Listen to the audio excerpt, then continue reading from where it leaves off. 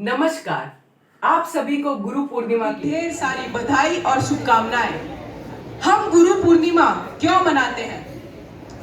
महाभारत ग्रंथ के रचयिता मैं मेरे सहपाठी मित्रों को पूछना चाहता हूं कि क्या आपको महाकाव्य महाग्रंथ महाभारत के बारे में पता है?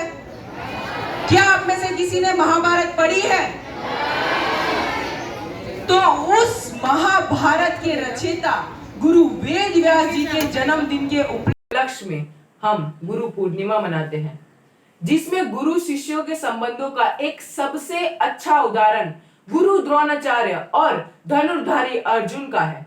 हमारे देश में ऐसे कई उदाहरण हैं जो गुरु की प्रेरणा और आशीर्वाद से महानायक बन के उभरे हैं।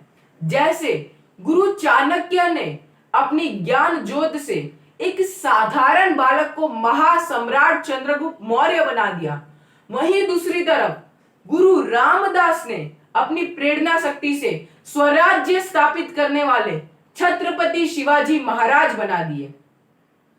शिल्पी छैनी से करे सपनों को साकार, शिल्पी छैनी से करे सपनों को साकार, अनगढ़ पत्थर से रचे मन चाहा आकार, अनगढ़ पत्थर से रचे मन चाहा आकार, माटी रखकर चाक पर गड़ा गड़े कुम्हार, माटी रखकर चाक पर गड़ा गड़े कुम्हार, श्रेष्ठ गुरु मिल जाए तो शिष्य पाए संस्कार, श्रेष्ठ गुरु मिल जाए तो शिष्य पाए संस्कार। जो गुरु होते हैं वो हमारे अंदर छुपे हुनर को तराश कर बाहर निकालते हैं ताकि हम हमारे सपने साकार कर पाए। हम जब स्कूल में आते हैं तब हम कोरे कागज की तरह होते हैं, हमें सोचने समझने का शक्ति नहीं होता, वो हमारा कोई बेस नहीं होता, हम अनगढ़ पत्थर की तरह रहते हैं। वो गुरु ही होते हैं जो हमें अनगढ़ पत्थर होते हुए भी हमें मन चाहा आकार दे देते हैं। गुरु कुम्हार की तरह होते हैं और हम शिष्य माटी की तरह।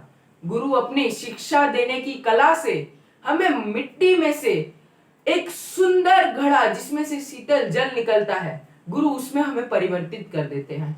अगर हमें श्रेष्ठ गुरु मिल जाए तो शिष्य में संस्कार आ जाते हैं और उससे वो देश के विकास में योगदान देता है। मैं मेरी पंक्तियां दोबारा दोहराना चाहूंगा। शिल्पी छैनी से करे सपनों को साकार, अनगढ़ पत्थर से रचे मन चाहा आकार, माटी रखकर चाक पर घड़ा गड़े कुम्हार, श्रेष्ठ गुरु मिल जाए तो शिष्य पाए संस्कार, श्रेष्ठ गुरु मिल जाए तो शिष्य पाए संस्कार। लेकिन इसमें कुछ हाथ हमारा भी होता है। गुरु द्रोणाचार्य के पास तो सभी पांडव और कौरव साथ में शिक्षा लेने जाते थे, लेकिन जब सर्वश्रेष्ठ धनुर्धर बनने की प्रतियोगिता हुई तो उसमें विजय तो अर्जुन की ही हुई। वो नव जीवन देता सबको, वो नव जीवन देता सबको, नई शक्ति का संचार करे, जो झुक जाए उसके आगे, जो झुक जाए उसके आगे, उसका गुरु उद्धार करे, उसका गुरु उद्धार करे। गुरु तो सबको एक सा ही ज्ञान देते हैं। गुरु द्रोणाचार्य ने तो सभी पांडव और कौरव को एक सा ही ज्ञान दिया था, लेकिन एक बार जब गुरु द्रोणाचार्य ने एक वृक्ष की तरफ इशारा करते हुए यह पूछा था कि बताओ तुम्हें इस वृक्ष पे क्या दिख रहा है, तो किसी बालक ने कहा हमें इस वृक्ष पे लटके हुए आम दिख रहे हैं, किसी ने कहा हमें इसमें पत्ते दिख रहे हैं और किसी ने कहा हमें डालियां दिख रही है। लेकिन वो अर्जुन ही थे जिन्होंने कहा गुरुदेव मुझे इस वृक्ष पे बैठे हुए पक्षी की आंख दिख रही है। ये जवाब सुन के गुरु द्रोणाचार्य ने कहा कि हम सब धनुर्धर हैं, हमें केवल हमारे लक्ष्य की तरफ देखना चाहिए। वैसे ही हम जब विद्यालय में विद्या ग्रहण करने आते हैं तो हमें केवल विद्या ग्रहण करनी चाहिए, हमें इधर उधर की बातों में नहीं भटकना चाहिए। इसी के साथ ही मैं कुछ पंक्तियां कहते हुए अपनी वाणी को विराम देना चाहूंगा।